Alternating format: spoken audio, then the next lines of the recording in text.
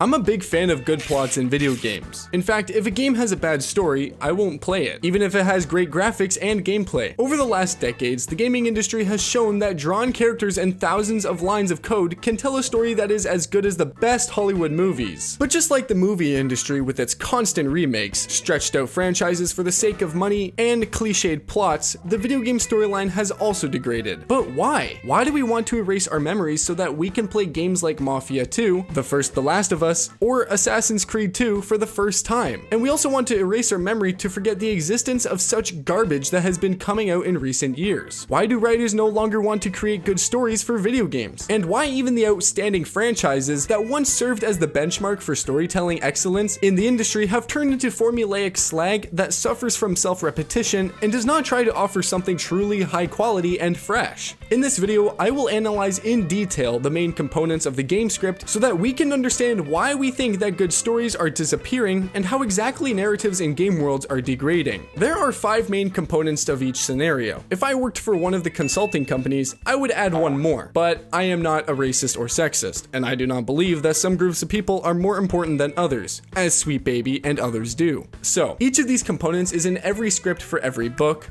movie, or game. Each of these components is just as important as the other, and each of them has been degraded in the game industry. The first thing we'll talk about is the characters. I don't need to explain how important this aspect is in every game. Games, unlike movies, provide a unique opportunity not just to watch the characters, but to live their lives, make their decisions, and feel their losses as your own. They are a bridge between the player and the story, through which we can feel part of this world. Let's try to understand why. For example, Joel from The Last of Us and Vito from Mafia 2 are such cool characters whose stories we return to again and again. Vito Scaletta is the protagonist of Mafia 2. He had clear motives. He wanted to get out of poverty and find his American dream by any means necessary. That's why we emphasize with his story and his losses, because his path from a petty thief to a member of the Mafia family was morally understandable to us. His motivations were clear and down to earth, and they coincide with most of the players. Conversely, Joel didn't have a clear motivation from the beginning. It came from the circumstances of the game. But thanks to the fact that the writers were able to clearly describe his psychological portrait, which was made complex and realistic, like every person, with all their good qualities and bad. His loss, which we were shown at the beginning of the game, as well as what the world turned into, made Joel who he became and helped develop him as a character. Every action and decision he made throughout the game was clear to us, even though that could be described as horrible and possibly wrong from a moral point of view. But we understood why he was doing it because we felt his pain and his reasons. And this is actually a perfect example of a very well written character. Just imagine, the scriptwriters were able to make us support and fully understand the decision of a man who decided to save only one girl who was nobody to him instead of saving humanity. And all thanks to his backstory, which was properly realized, that it was the prologue, in which the future foundation of Joel's psychology was laid. When he kills a doctor who is trying to find a vaccine to save humanity, and then kills dozens of people in the hospital, it sounds like a fucking maniac. But it wasn't. Ellie was also well written. A girl who was born into a cruel and punitive world, who did not have the love and nurturing that modern children have. Grew up into a rough girl who could defend herself. Even her constant swearing looked quite natural and not rejecting. The same cannot be said about the protagonist of the recent game Forspoken. At first, it may seem like the writers used the same techniques to create Frey as they did for Ellie. The constant swearing that was probably supposed to make her cool. I don't know. Shit, fuck, shit. The dangerous world in which she has to be strong and fight for her survival is very similar to Ellie's story. But why does everything in Forspoken feel so cheap and empty? Frey is a prime example of how writers don't understand what makes a character truly alive and well developed. And the attempts of the developers and some consulting company to make the character trendy and attractive to a young audience look like a cringe. Instead of making Frey an interesting, deep personality, her lines often sound like they were written by children. Did I just do that? Well, definitely with my assistance. I did not just do that. Constant sarcastic comments and jokes not only break the tone of the game, but also alienate the player from the character. Although, this same sarcasm seemed to work well for Ellie. They turned into fucking monkeys. The dialogue in Forspoken, which are supposed to reveal the character, look like conversations from Netflix series for teenagers. Well, it isn't worth anything. Why can't I have it? Because I'll kill you. Shut up. It's noticeable when Frey starts complaining about her life, but she does it in a way that makes the player sympathize more with the person who has to listen to her monologues than with the character herself. I didn't have a mother or a father that wanted me. Let's also mention Danny Rojas, the protagonist of Far Cry 6. He's so unlikable that this is probably the first time you've heard his name. This is a character that the player can customize by choosing a gender, but that's where Danny's personality ends. His or her dialogue often boils down to banal phrases that are supposed to show him or her as an ordinary person, but instead make the character so faceless that it's hard to even remember any memorable moments with his or her participation. Although, to be fair, I don't remember there ever being a good protagonist in the entire Far Cry series, which is not the case with the antagonists. Oh yeah, probably a whole generation of gamers jerked off to Voss from Far Cry 3. But even without taking into account his popularity, which may have been overrated, he's a very good example of what a villain should look like. He remained in the player's memory because of his unpredictability and philosophical digressions. Even with all his fucking insanity, we understood him and why he was like that because the writers were able to reveal the background of his formation. Okay, now let's take a look at the main antagonist of Far Cry 6. Compared to him, Anton Castillo looks like a very cliched tyrant who simply serves as additional advertising to sell the game. Antagonists in modern games have generally become a symbol of simplification and cliche. I really can't think of a single good villain that really felt like a villain. It could be a charismatic tyrant like Pagan Ming, or Dash van der Linde, who turns from your friend and mentor into an enemy who doesn't just do evil for evil's sake. His choices are dictated by his fear of change and loss of freedom. The main antagonist may not even be human. In The Last of Us, the role of the villain is played by a cruel world that has lost its humanity and hope. In my opinion, the attempt to please everyone plays a big role in the degradation of characters. Many modern games feature neutral and safe characters who try to avoid conflicting traits or sensitive topics. As a result, we get characters that are indifferent, and this simplification is so noticeable that it even goes beyond the plot and directly affects the gameplay. Star Wars Jedi Survivor is not a bad game, but man, there are so many faceless secondary characters. In fact, they just serve as a guide or explanation rather than real personalities. In The Witcher 3, you didn't just take another quest from another character. You understood why this quest was so important to him. You experienced the story of the Blood Baron because the developers gave a shit about his emotions and the motivation behind his actions. You were drowning in tears at the end of Mafia 2 because Joe, although not the main character, the writers managed to reveal his relationship with the main characters so that we could get attached to him, because throughout the game, this secondary character was properly involved in the main story. He had his own tragedies and his own difficult decisions. But in addition to a properly written lore, characters need something else to be properly integrated into the story.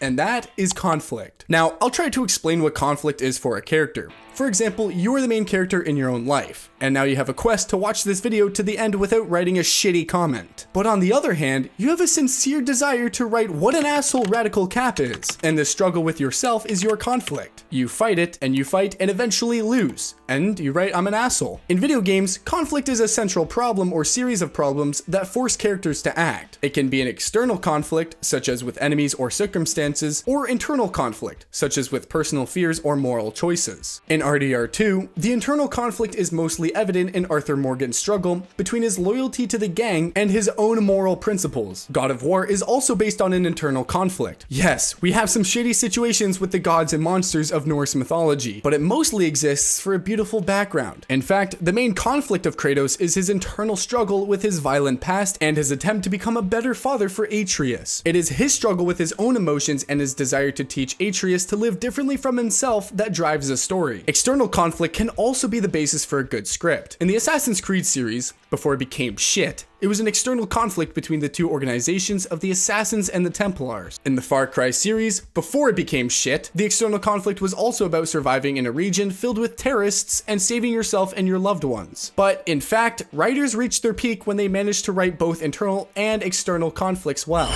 In Spec Ops: The Line, the protagonist, Captain Walker, faces the external conflict of surviving in post-apocalyptic Dubai and completing a rescue mission, but he also has an internal conflict, his struggles with the moral consequences of his actions. The game simply forces the player to question whether he is really a hero or a criminal who justifies his terrible actions with the illusion of heroism. Multi-conflict is also well presented in Detroit Become Human. Kara, Connor, and Marcus face an external conflict with a system that oppresses androids, but the real depth of the story lies in the internal conflicts of each of them. For example, Kara faces the question of what is more important, survival or humanity, whereas Connor is torn between the programmed code that makes him serve people and the newly discovered emotions that make him go beyond his machine mind. Now let's see what kind of conflicts new games give us. Most studios create conflict in their games simply as a banal obstacle. Cliched stories where we need to destroy crowds of NPCs because they're bad, and then the main boss because he's also bad. But it's not even as boring as probably more cliched conflict in new video games, just becoming the big guy, where you need to deal with another rival organization, as it was in the last Saints Row, or just capture some territory, which is the main conflict in almost all the latest Ubisoft games,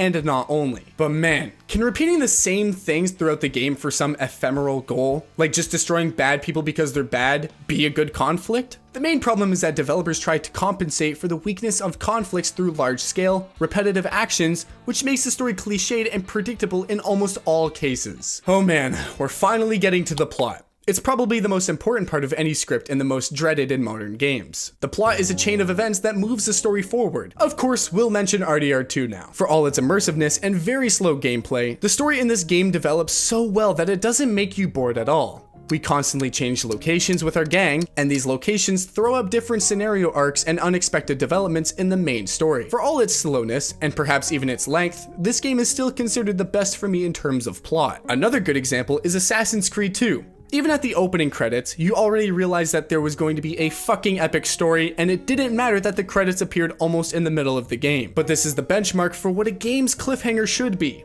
One that can instantly grab the player. And after the beginning, the story develops no less coolly. We see how the life of Ezio, a young and carefree aristocrat, turns into a real tragedy when his family is betrayed and killed. This moment is shocking and gives the player a clear goal of revenge. The story does not stand still, constantly revealing new conspiracies and intrigues. The game itself ends with a mystery, the first civilization, which creates the impression that this is just the beginning of a bigger story, which allowed Ubisoft to make some more money on the next two parts of Ezio's story. In The Walking Dead by Telltale Games, the story begins with the player's immersion in the zombie apocalypse, but this is only the background. The opening sequence, where Lee meets little Clementine, creates an emotional connection that becomes the heart of the game. Unexpected twists and turns, difficult decisions, and the deaths of the key characters always keep the player on their toes.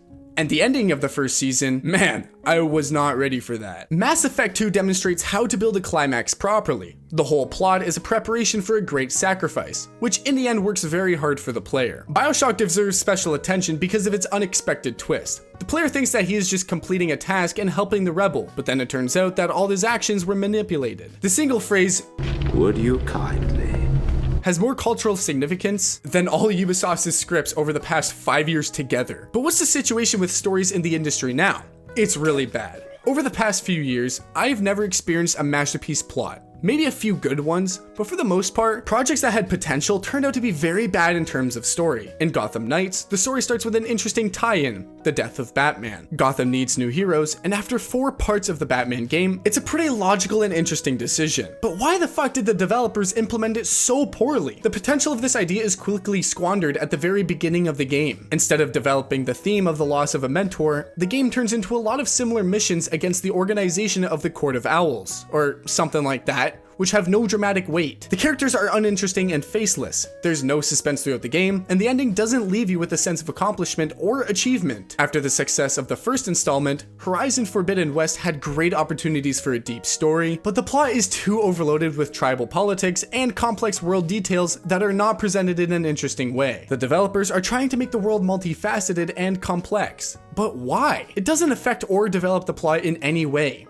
Even in the first half of the game, I simply stopped following the events because they seemed too mechanical, predictable, and complicated. Dying Light 2 is another failed sequel in terms of plot. It was supposed to be a serious story about survival in a world where moral dilemmas become more important than fighting the infected, but the plot turned out to be too vague and uninteresting. Many missions don't add anything to the overall story, and they have more in common with Ubisoft games than with the first part of Dying Light. I also want to mention Mass Effect Andromeda. I believe that this game shouldn't have been made at all. The first 3 Mass Effect titles were BioWare's magnum opus in terms of plot. The trilogy was logically completed, and it seems like no one needed Andromeda except EA investors. From the very beginning, the plot of the 4th Mass Effect installment looked too simple for a franchise of this magnitude. The plot about the colonization of a new galaxy might have promised some kind of epic story, but the development of events was reduced to completing tasks for the sake of developing the base, not because of dramatic events or unexpected twists. But in the script of any work, there is a component that can either save any average plot or not very interesting characters, or vice versa, make even the best story boring.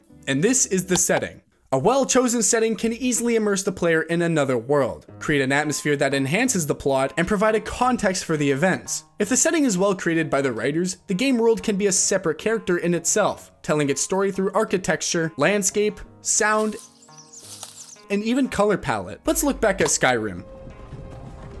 It seemed to be just a game about dragons and a medieval fantasy world. However, every village, every ruin or mountain has its own story that can be felt without even dialogues. Abandoned fortresses hint at ancient battles, taverns are filled with character about current events, and meetings with travelers on the trails add a sense of reality. We are not just completing a task, we enjoy learning about the culture of the Norsemen, observing their tradition and conflicts. A completely different, but no less ingenuous approach is demonstrated by BioShock with its underwater city Rapture. This is a place where the ambitions of humanity collided with its greed and irresponsibility.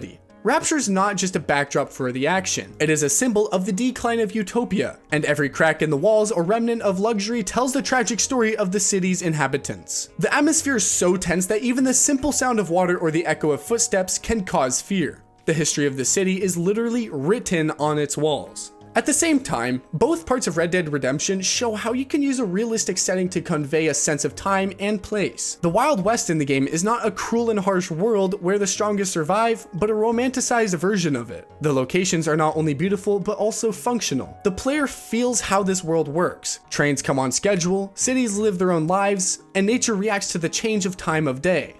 Now let's look at where things went wrong. Let's take Forspoken. Despite the visually appealing world of Athia, which was the main focus of this game, it quickly becomes clear that this world is empty. Even though the location looks fine, they don't want you to explore them because they lack a story. The developers didn't have enough creativity or money, but all the missions look mechanical, and the NPCs who were supposed to animate this world lack any personality. Even big studios with big franchises behind them are no longer able to create worlds that stay in the player's memory. Remember, as soon as Star Wars Outlaws was announced, it seemed like it might finally be a good Ubisoft, and it was mostly because of the atypical setting for the studio, which was already a cult in culture. All they had to do to not shit themselves was to make it on the same level as EA did before them. The Star Wars galaxy is a legendary global franchise that has been creating unique planets filled with life, diverse cultures, and intrigue for decades. But something went wrong in Outlaws. The planets, while visually beautiful, offer nothing to make the player believe in their authenticity. There's a lack of interactivity in this game, and each planet looks like just a set of zones to complete missions. Skull and Bones has a similar problem. It is another failed Ubisoft project. 10 years ago, the studio showed how to create an ideal marine world in Black Flag. The audience really liked this game and wanted a sequel, but this is not the same studio as it used to be. We got a boring live service that took 7 years to develop. Skull and Bone is a great example of how a game with an ambitious setting can lose its potential. In Black Flag, each location had a meaning, and pirate battles, interaction with NPCs, and various events such as random attacks by warships, treasure hunts, or shark or whale hunts created a sense of a dynamic world. Instead, in Skull and Bones, the locations look template-like, and the basic survival mechanics quickly become routine. The game world doesn't feel alive. The player's actions exist in a vacuum without any impact on the overall context. There's a lack of interactivity that could make the world interesting. The usual shitty live service, which was expected to fail because no one needs it. A good set is not just about graphics or scale. It is a living space that can tell a story without words. Unfortunately, most modern games forget about this, focusing only on superficial aspects, which makes their worlds look soulless. And finally, let's talk about what theme is. The main idea or message of the story. A good story should give us something to think about, or some idea that the writers put into the plot. It can be a question of love, revenge, survival, self-sacrifice, or moral dilemmas. Remember the winter chapter of the first The Last of Us, where Ellie is forced to survive on her own? Of course, such a complex game has a lot of underlying ideas, but it was in this winter part where we first gained control over Ellie that we realized that Neil Druckmann was trying to immerse us in the theme of innocence facing a world of cruelty. Ellie, who has been more of a child in an adult world up until this point, is forced to make difficult decisions that reveal her strength but also leave emotional scars. The culmination of this part is the final scene where Ellie single-handedly defeats the leader of the cannibals, creating a clear stage of transformation from a girl who depends on Joel to a strong person. However, this victory still leaves behind a sense of heaviness and trauma, which perfectly matches the overall mood of the game. Another example, probably one of my favorite games from Ubisoft in terms of story, is Valiant Hearts. It's funny because the studio, which is known for its failed projects that cost hundreds of millions of dollars, was able to make a great game with the best story for Ubisoft with a budget of a bag of chips and a busted can of Coke. Valiant Hearts tells the story of war from a human perspective, not from the point of view of the heroic battles we are used to seeing. The main theme of the game is the compassion and suffering of ordinary people during the First World War. The game makes you think about the cost of war through interaction with simple tasks that reflect the everyday life of the characters. For example, the moment when one of the characters helps to treat soldiers demonstrates how humanity can survive even in the darkest of times. But 10 years later, Ubisoft's writers decided that the main theme and ideas could be shit on. Far Cry 6 is an example of a game that had every chance to realize the deep theme of revolution, but instead turned into a set of cliches that make us not feel that freedom is worth fighting for. Horizon developers also degraded the theme. While the first part delved into the problems of the consequences of human impact on the environment and the ability to adapt, the second part boiled down to just a beautiful picture and a superficial story that leaves no emotional response. I don't want to analyze every game right now, but I really feel that the old games, which were mostly more serious, gave us complex themes and ethical dilemmas.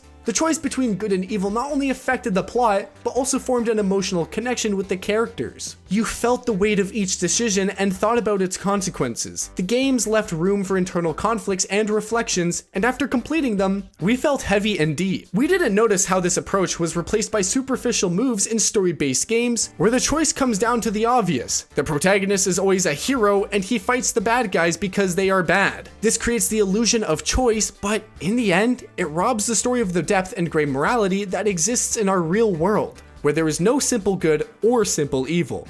Games used to demonstrate that morality only makes sense when there is an alternative. If you don't have the choice to be evil, being good means nothing.